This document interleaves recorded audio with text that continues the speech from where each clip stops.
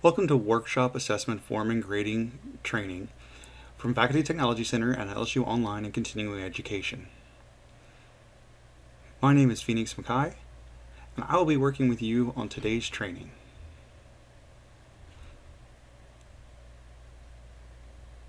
Our objectives today are going to be to cover grading strategy, the assessment form, and how to do the final grading.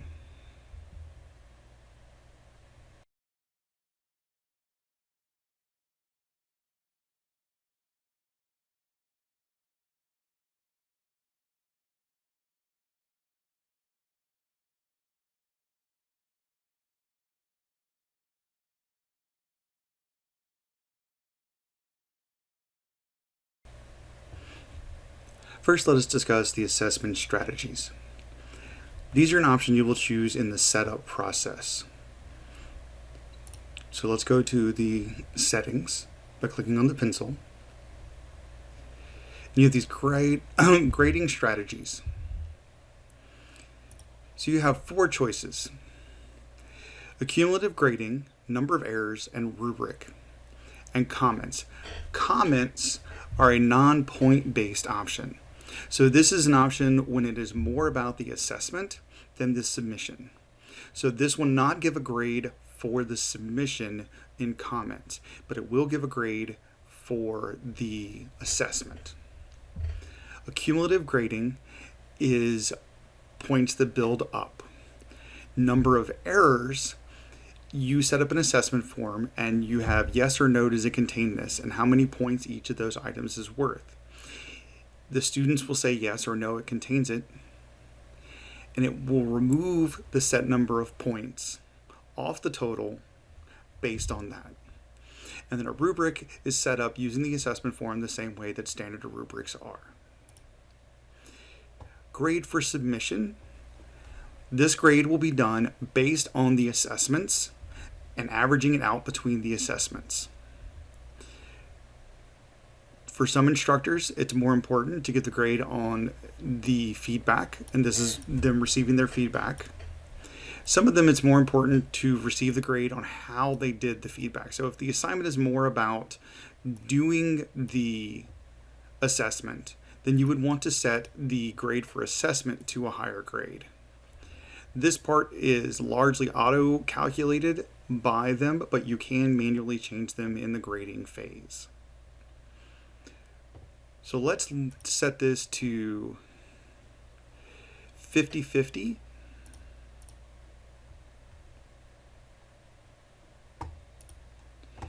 And then do save and display. You would then come to the assessment form. It will remind you here what form of grading you chose.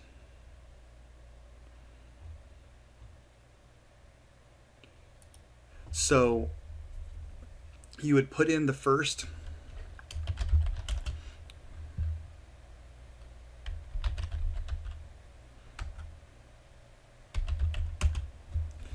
category. You could say point, scale, or none. Point, maximum points, 10.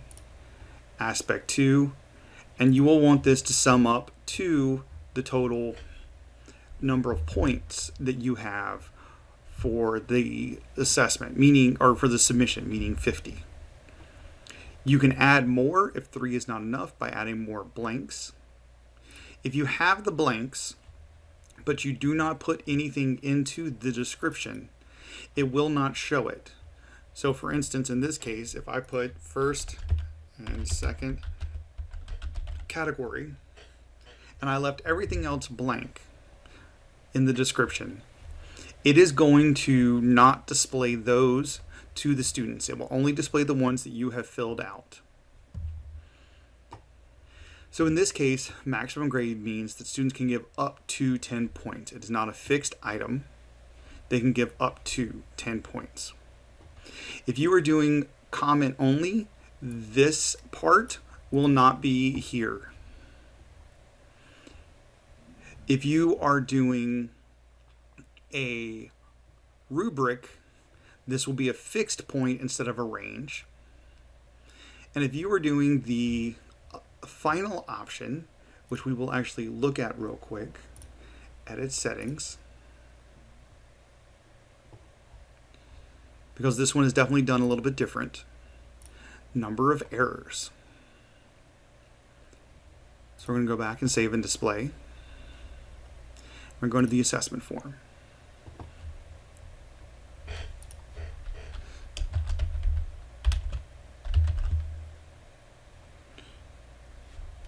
So, word for error, word for success.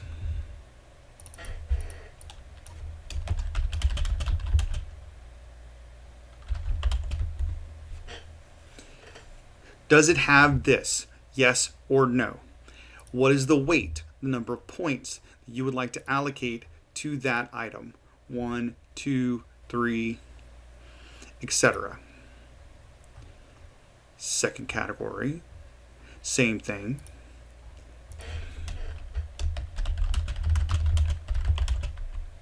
Does it have item 3?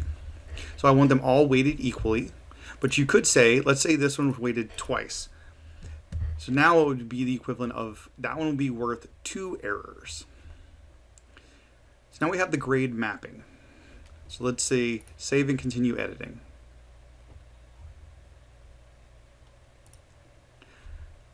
Now you'll have grade mapping. I've given it so there are 4 potential errors. These are examples of how they can be done.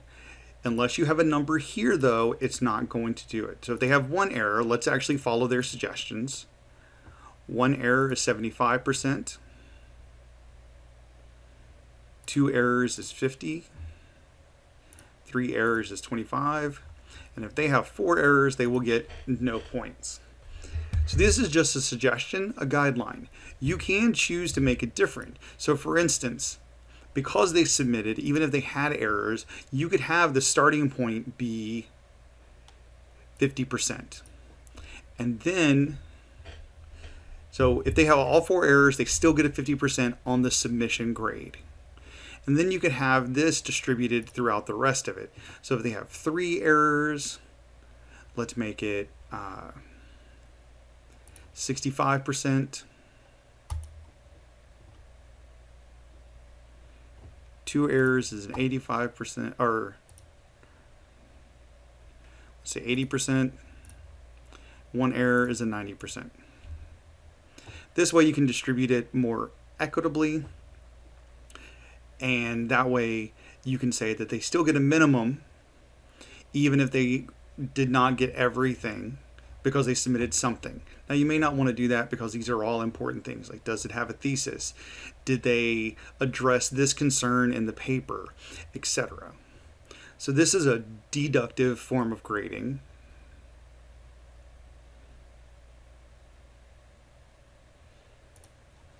And we'll do save and preview so you can see.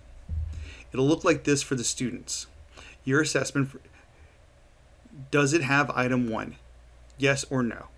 No, they did not put a thesis. Category 2, yes, they had that. Yes, they had that. So that gives them the 3 assertions.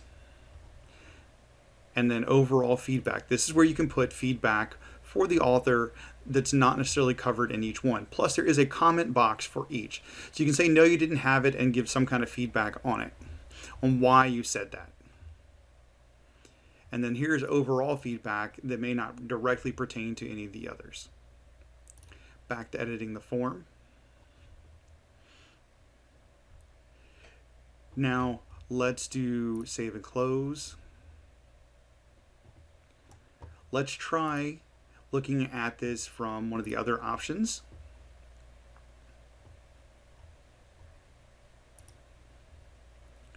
Let's try looking at the rubric. Save and display.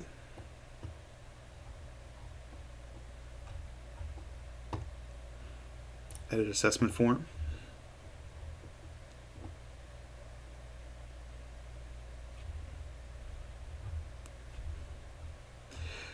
So here you set it up like you would a rubric. You give the overall description, and here you have for the level and grade. So poor, fair, great, Poor, fair, good, great, however you would like to do it. Again, if you choose not to include one of these, that's fine. You can just do that and it will not do anything. And that way it'll only have that many, however many you need to set it up as. So you have 0 through 3. And for each of your criteria, overall description of the criteria, and then your description of what each level is. And this allows you to set them differently. So for instance, in the rubric, you may want the does it have a thesis to be worth a potential 5 points, but you may want it to have the do they address the topic of the paper thoroughly to be worth 10 points. And so you could change this so that each of these grading criteria are worth 2 points a piece instead of 1 point a piece, etc. Or you can add more levels. And again, same thing, create more criteria if you need more than just 3. Save and close. Once you are done, this is going to have a green checkbox. Once you have set all these things up, as I discussed in the other videos, you're going to need to move them. When you move it to the grading evaluation phase, yes, continue. This will stop people from being able to modify. You will come down here. You will see submissions, and it will show their submission, the grade they received, and it will show the grade they received for each assessment and who gave it to them. This is their overall grade based on each individual grades received. So if they received a 45, a 50, and a 48, it would average out to about a 48. So here it would say 48. Grade for assessment. So again, you're going to have grades given. So this is going to show who they assessed. And it will tell you how much they gave each person they assessed. And then it's going to give them a grade based on how consistent their assessment was. Comparison with the best assessment. So what this does is it compares the assessments to which ones were best. Comparison assessment, and this is how strict it was. The stricter the comparison, the more similar the assessments need to be in order for there to be a high grade to be obtained. So for instance, if they vary dramatically from everyone else, they may get a low grade on the assessment. But if they were consistent with everyone else, they may get a high. And this is where you set how strict or lax it is. Fair is the default. You can change this and then recalculate grades, and it will change it. Also, when there are grades here, you can go in and view them and manually override them.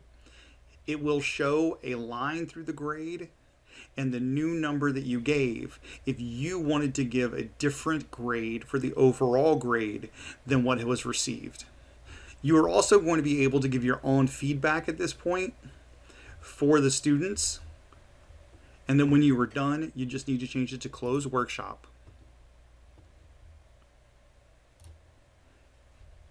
And it will finish doing this for all the students. And they will now be able to see the reviews and the grades that they received.